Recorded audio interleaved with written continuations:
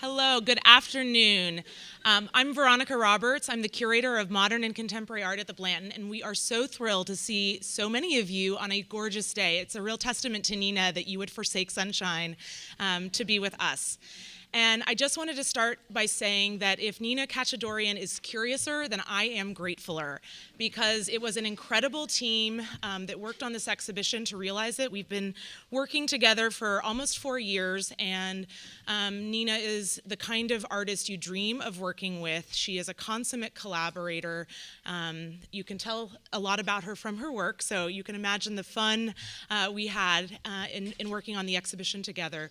But I'm also really honored to have her parents here from Palo Alto, they are essentially stars of the show. So I'm going to make them wave. Yes, you are. I'm going to make you wave.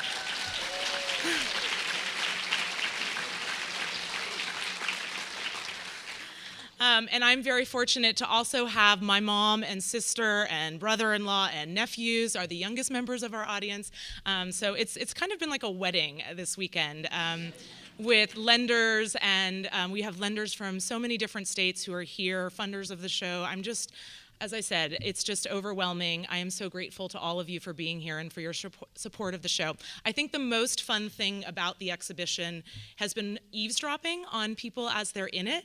And I have seen, I will not name names, but I have seen a woman in a wheelchair dancing, actually, to one of the videos and singing aloud as if she were jogging, you know, when you have headphones on and no one can tell what you've, it was kind of an amazing experience to watch. But, and I've just never curated a show that seems to bring people so much joy. So I'm grateful to Nina for bringing us joy at a time when we all could really use it.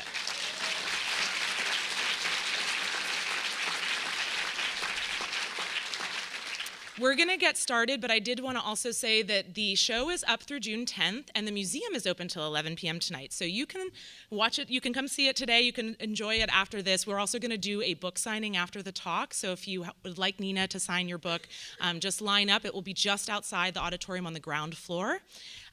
So please join us for that. And also I wanted to mention that we're thrilled to have our tour partners here today. The show is going to travel to Stanford University, to Palo Alto, to the Cantor Arts Center, which is the museum that Nina and I both grew up going to. And then it will travel from there to Richmond, Virginia, to the new ICA VCU that is being built as we speak. And we have a whole team of people from both of those institutions here today, so I'm grateful to have you here as well.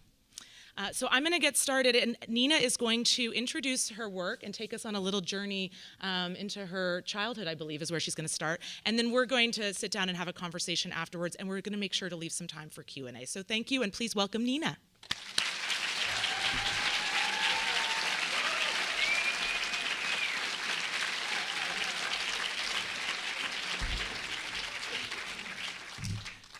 Wow, I keep having this feeling this is happening to somebody else. It's very strange.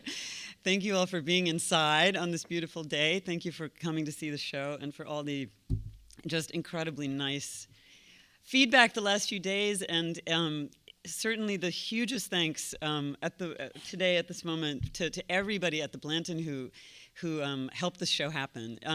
When you're installing a show, I think the nicest moment for me is when there's this feeling that we're kind of all doing it together, that it's a big collaborative effort, and that is really how this has felt, this entire experience. So, I'm going to do a slightly different artist talk than the one I may normally sort of do, maybe in part because there has been such a nice kind of family feeling around this whole show experience here. So I decided to kind of really get a little bit more autobiographical, and that's also in the spirit of the way we decided to handle the wall labels for the show, where there's a lot of sort of first-person storytelling about how these various pieces came to be and why, and also the catalog, where Veronica and I decided to include a lot of sort of anecdotal stuff that in a way, we hoped it would feel like I was sort of telling you some of the backstory to the way some of this work has happened over the years. So this is what we call a destination check. You know, when you get on the airplane and they say, like, this is the airplane going to, so if this is not where you mean to be right now, you're in the wrong lecture, and there's another auditorium, you just make sure. Okay. I wanted to begin by talking a little bit about a place that's been very important to me personally, and also I think has had a big impact on me as an artist, and that is the small island that I grew up spending summers on and still spend a little bit of every year in Finland, where my mother's side of the family comes from. So zooming in here, we wind up looking at this little piece of the archipelago. It's southeast of Helsinki, about, well, it depends how fast your boat is, but about, a couple hours with our rather slow family boat. And this has been a formative place for a lot of reasons. It's in my adult life a place that is very useful for sort of shedding the stress and pace of New York City. But as a child was a place where I really learned a certain skill set or certain maybe observational methodology that we could maybe in general terms call observing, repairing, and maintaining. And I think the people that, I think I learned this from many people, but I wanted to talk about my maternal grandparents a little bit. This is my mother's mother, who we called Nunni, when she was a child. And she grew up spending summers on this island. This is her in her early 20s, outside, kind of, basking. You can kind of see this like happy expression that's on everybody's face when they're in this place, which is really how it makes us all feel. I grew up quite close to her, and observing a lot of sort of the nature, the natural features of this place sort of with her and through her eyes. And she was actually somebody who did make art. She did drawings primarily, and did these kind of very detailed nature studies of plants and tiny insects, and a whole series of drawings that I love of sort of feathers floating on the surface of still water. But I think it was sort of this attention to detail that I took note of as she was doing it. And her husband, my grandfather, my mother's father, who we called Lale, is here in this picture with me. I think I'm about 2 or 3, 4 maybe. But the thing that's sort of important in this picture is actually that object in the background on the left side, which is this homemade measuring stick he made for measuring the height of the water. And he measured everything. He measured the water height. He kept track of the air pressure. He listened to, 5 weather reports a day. There was sort of this constant ongoing monitoring of nature, of weather, of changing conditions. When he was listening to the weather or the news, it was like the holy moment, like you were not allowed to talk to him or disturb him. It was very important to keep track of these things. This is him with my brother and I crushing peanuts with this special rock that we had for doing that one task in order to feed the birds. And it was also important to know the names of things, to know the names of plants and birds and all kinds of stuff like that. So this kind of seeped in, I think, for me. My mother also grew up spending summers on this island, and this is a picture of, this is a little bit of revenge, when your parents show embarrassing pictures of you as a kid. I get to show embarrassing pictures of them now. I love this picture of her. And the caption translated to English is Stina in the primeval forest. So she's, how old are you here? You're teens maybe, right? Yeah, okay. She was a big Girl Scout as a child, scout leader. And here, I love this picture too, a happy grin from inside my 15th birthday present, which was this tent. And so, a love of nature and a love of being this place that I also think I learned from her. And my father, who we sometimes joke is the most Finnish person in the family, although he is the Armenian, has kind of taken to this place very deeply as well, as has my brother. Another shot from the family album, which I really sort of picked in part because of these 2 captions, watching small things with Nunni, bending over, looking at stuff on the rocks. That's in the lower photograph, my grandmother and my brother doing the sort of shush sign to one another as a sort of a demonstration of, be quiet and pay attention, like listen to what's out there. And I'm always struck in our family album the number of pictures of people hunching over the ground. There's always someone hunching over something on the ground. So here my grandfather is sort of planting and landscaping, you could say, these tiny cracks between the rocks, as my brother looks like he's going to go careening over the stairs there. Here's my mom and my grandfather hunching over a tree that I think they're trying to, sort of help out growing in a craggy crack in the rock there again in Finland. And then there's sort of these also interesting attempts to, I think, manicure or sometimes kind of control or sort of lightly the landscape, you could say. And a few, maybe 10 years ago now, my mom had this sort of like intense summer campaign against the seaweed that kept floating into the certain part of our shoreline and decided to kind of get out there and rake it and pull it up onto the shore and dry it out. And this just became this like, incredible, I don't know, I found this picture recently and thought, my God, this was days and days of work. So we stay really busy there, and it's sort of with all kinds of tasks, some more useful than others maybe. And then there are a lot of pictures of me in the family album also kind of rummaging around in the forest floor. And I think this has been important to think about with this show. There are a lot of works that you could say come very directly out of these kinds of activities. I'm going to show you a few pieces that actually aren't in the show because you can go and see the ones that are, obviously, across the way. I found this room in our house, there is a room in our house where I often find tons and tons of tiny bugs that at the end of every season have died in there. I don't know why that room and why that type of bug always, but they're called jewel wings, and they have these beautiful tiny little wings. And I noticed that there was a plant outside, a type of purple vetch, I think is the name of the plant, and it was missing leaves that were sort of the same shape and size as the bug wings. So I made this sort of transplant of sorts and glommed on the wings to the plant. And I think what's important to notice in this picture also is that I haven't really done the greatest job. It's kind of sloppy. It's a little lumpy. The glue is kind of clumpy. And, the point of these sorts of interventions are not the virtuosic character of them. I think that's important with projects like Mended Spiderwebs, too, is that, I am doing my best, but I'm really ill-equipped for the task. And in some ways, I do more harm than good when I decide to kind of get in there and intervene.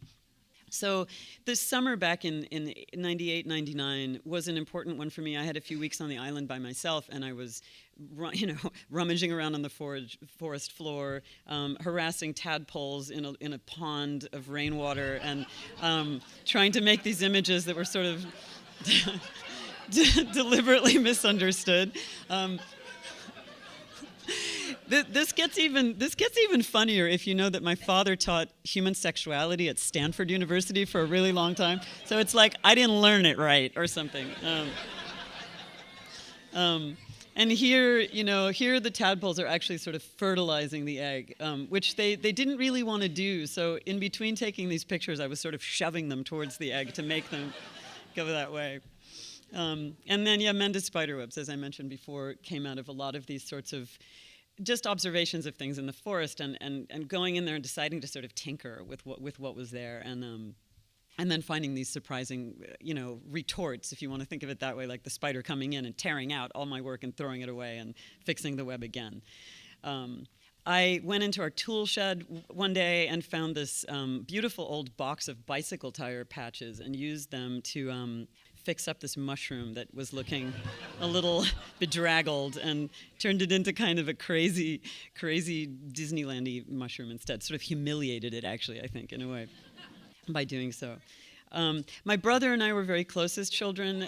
There's an entire video in the show, the last piece in the show, called the recarcassing ceremony, which I won't give you a plot spoiler, but it has a lot to do with this game that we are seeing here engaged in, which involved families of little Playmobil people. And we were very obsessive about this game for about 4 years or so. And here they are seen performing the Christmas rock concert, which happened every year with small paper instruments that we made them.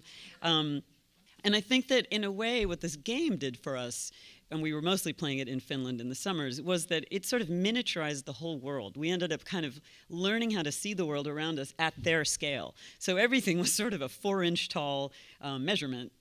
And I think that has also had an impact on the way that I'm often looking down or looking on a sort of another scale than the one that I exist on, perhaps you could say.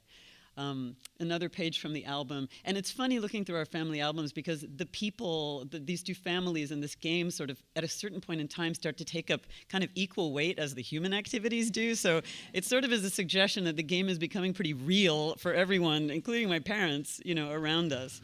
So there's a shot here of a family wedding. All that long table was the wedding dinner. The lower left is a picture of the two Playmobil families after they had climbed Mount Katchadourian, which they did every year, which is basically a big rock. and a boat that we built for them there. And then, one of my favorite pictures, I think, from the photo album that my mom took, which is the little people on their little horses. You sort of look at the bottom half of that picture and it could be Kansas, and then you look at the top half and it's clearly somewhere else. So we spent a lot of time as kids also getting into the family boat. Our family boat's name is Sally Walker, and we almost sort of feel like she's the family pet. We're very attached to this boat. Heading out, to sort of explore islands that aren't inhabited, and there are some very, very beautiful uninhabited islands that are sort of a little further south from the one that we're on. And just this feeling of sort of I don't know, I've thought a lot about islands, the kind of border or constrained nature of an island space. It's sort of a miniaturized thing in a way, but also there's sort of this delineation around an island that's very, very clear. And I think that these sorts of ruminations have probably led to pieces like this one, which is in the show, called Finland's Unnamed Islands, where I've cut out, how many is it now? About 200 islands from an atlas, paper atlas, and arranged them into a sort of sequence of sorts. My father and I share a love of moss and lichens that grow on these granite barren kind of rocks out there, and so he often goes and collects them, and here's a sort of particularly good clump. And these lichens are things that I've actually also kind of used in my work. And many, many years ago, more than 20 years ago now, I noticed that there were these lichens that grew into the rock of where our house sits, and I kept kind of recognizing them as locations on a map, and decided just to go with little press-type letters and kind of label them as the things they kept reminding me of. So this one I'm really proud of. This is really close. It's, Tasmania is attached, which is kind of wrong, but that's like pretty strangely accurate. So that's sort of pretty close, but it's this whole series called Moss Maps were also a way of sort of testing people's knowledge of geography. When can you tell it's close? When can you tell it's kind of a bit of a stretch? And these lichens, you'll notice, are also in the background of this next picture. And I wanted to say a little bit about this picture. It's reproduced in the catalog. When I was 7, my mom decided to read out loud a book to me called Survive the Savage Sea, which, upon thinking about it later, was kind of a weird choice to read to a kid. But it's made this kind of indelible impact on me. And it's a true story of a family who, in the early 70s, a family of Scottish farmers who decided to sell their farm, buy a sailboat, and sail around the world, and by doing so, sort of educate their kids that way. And what happens when they're off the coast of the Galapagos Islands is that a pod of killer whales come, these orcas come, and bash the bottom of the sailboat and sink the boat. So they end up shipwrecked on an inflatable rubber raft, 6 people, it's a lot of people in that situation, and they have a tiny fiberglass dinghy that they're sort of towing behind them. I have read this book probably upwards of 30 times. I pretty much read it and reread it and reread it most years. And in the catalog essay conversation that Stuart Horodner and I did, we talk a lot about this book. But I think this book has been, it's been my obsession, and it's certainly also been a bit of a family obsession. And what you're looking at here is, on the left, an image of the moment of rescue of the Robertson family. They've had to forsake their rubber raft because it started getting so many holes and leaks that they were exhausting themselves trying to keep it inflated. And they had to move into this tiny, tiny dinghy, 6 of them. And that's the moment where this Japanese fishing boat has seen them and stops to pick them up. On the right-hand side is a picture of the Katchadourians in Sally Walker, our boat, at a moment where we're pulling up to a dock. And my mother recognized this as kind of a similar thing of body positions and framing, and captioned this picture to sort of mimic the caption of the Robertson book. So I've been thinking, particularly lately, I've been thinking a lot about why it is that this book has had such a hold on me, and what I mean, I get asked the question, but why shipwrecks? Why this particular survival story? And I think it has something to do with the way that under great duress sometimes people do this kind of life-saving kind of creative thinking. I mean, it's an absolutely amazing thing sometimes what what people can come up with when like literally their lives are on the line. And there's a lot of that kind of stuff in this book. But I think there's a sort of a darker maybe part of that for me as well, which is that I really also come from a family that has survived some very, very terrible things. And this now is sort of a short story about my very complicated Armenian side of the family, my father's side of the family. At the bottom left is my paternal grandmother, Nina Katchadourian, who is sitting there with a group of school teachers. Right, Dad? This is her graduating church choir in Aintab in Turkey, where she was living at the time. Things got very bad for Armenians not long after this. The genocide, and which she survived, but massive amounts of displacement and chaos, trauma, awful, like unsurvivable kinds of things. And I think I've thought a lot about the kind of what it means to kind of be a survivor in lots of different ways. The other person who I was very close to, who certainly is an embodiment of that idea, is Lucy, Lucine Katchadourian, who we called Lucy, who I describe as kind of my third grandmother. She was a young girl when she was orphaned in the Armenian genocide and was adopted into my father's family before my father was born, and along with his parents really raised him. And she was sort of like an older sister and a nanny kind of in combination. And this past year, I have been working on a project with a print studio in Detroit, which involves this object, which is a small embroidered sampler, which Lucy made before she was adopted into my grandparents' family. She was probably about 12, 11, is that right? And, this was a sort of, I don't know, I'm fascinated by this. You can see how hard she's working on this. You can kind of sense the effort, and what's at stake with this is really sort of her future in some sense. These girls were being taught these skills as a way of becoming, useful, of having a job, but also maybe being taken into somebody's home as perhaps a kind of servant or something like that. And so there's a lot at stake with her doing this well, I think. There are a few detail shots here. But I love the sort of vocabulary of all these different marks. I love her precision and she was a very thorough person, and she did things with this kind of precision no matter what she was doing. So my project has been to remake every one of these marks by putting a piece of plexiglass over the original and with tiny, tiny engraving tools basically scratch out every single one of her stitches again and kind of go over this thing as a kind of, I almost think of it as like tracing over a document, as writing a kind of writing again.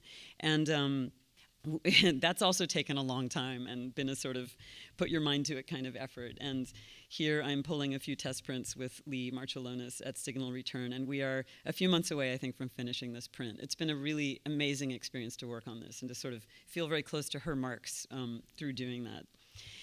So all of these kinds of things, they all mash up, and they end up leading to projects like Accent Illumination that engage accents and history and the scrambled nature of family in my family and many, many people's families, I think, in America and increasingly worldwide.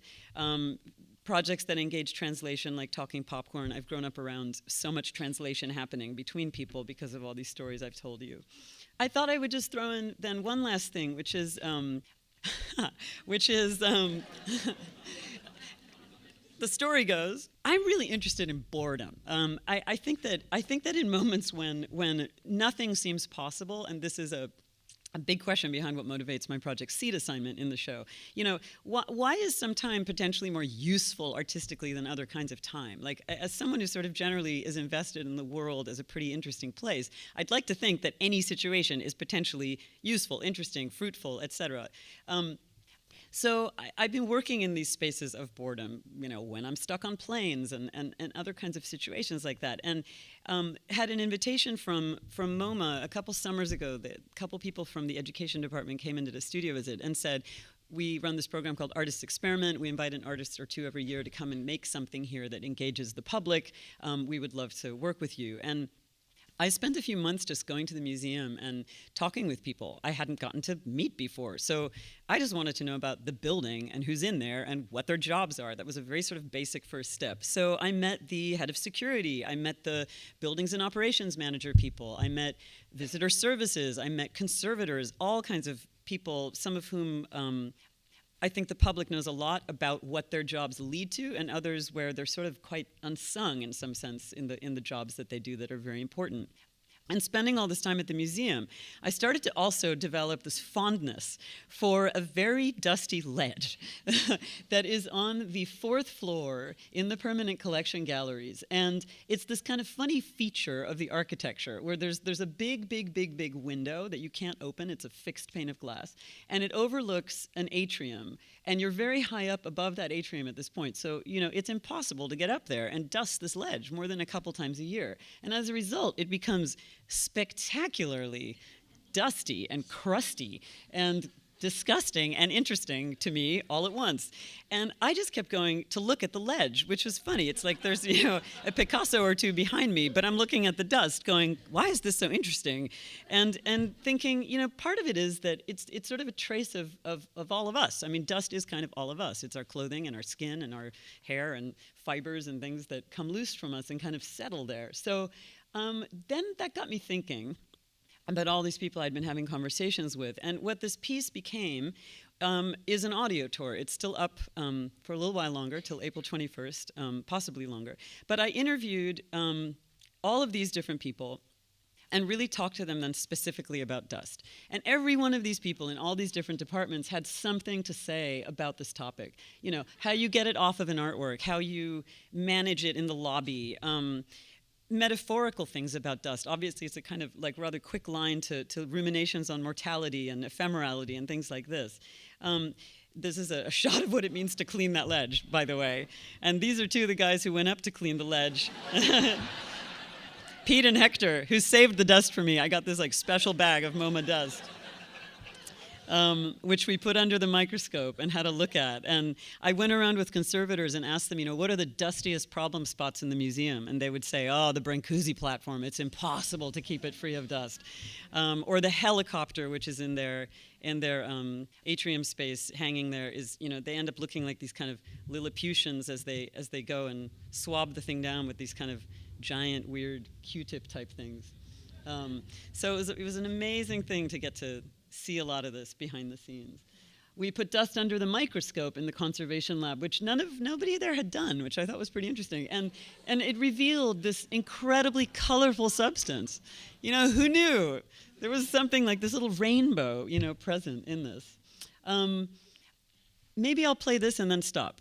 Okay, so this is perhaps maybe the most shocking story that came out of, the most surprising story that came out of the tour. So. Generally, dust is bad for artworks because it's hygroscopic, which means that it absorbs moisture from the air, and for some artworks that can be very damaging. I learned a lot about the techniques used to clean paintings from Ani Avram, who has been a conservator at MoMA for over 40 years. I heard about a cleaning substance called artificial saliva, which I asked Ani to explain to me. It turns out that the painting you're standing in front of, called Vase of Flowers by Pablo Picasso, was cleaned in a rather surprising way. Basically, 90% of saliva that we have is water. The other percentage is some enzyme, buffering agents, and some minerals. We clean paintings at times with saliva. We call it an enzymatic solution. It's very difficult to talk about cleaning things with saliva. This is a funny connotation. So how do you do it, and what tools do you use? I asked her. With a cotton swab, which you roll yourself, and then you follow up with a dry one to make sure you remove whatever moisture is left on the surface. And then, with your custom-rolled swabs, you go over every square inch of the painting, a little bit at a time. I asked her which paintings at MoMA she had restored this way, and she mentioned several paintings by Picasso. Doesn't this painstaking method get very exhausting? I asked. You're not cleaning 8 hours because you exhaust your saliva after a while, and your saliva changes during the day depending on what you ate. The pain depends on many things. I suddenly realized that she was not talking about artificial saliva, but her own. Ani cleaned Vase of Flowers, the painting in front of you, with great care, expertise, and commitment, using her own saliva.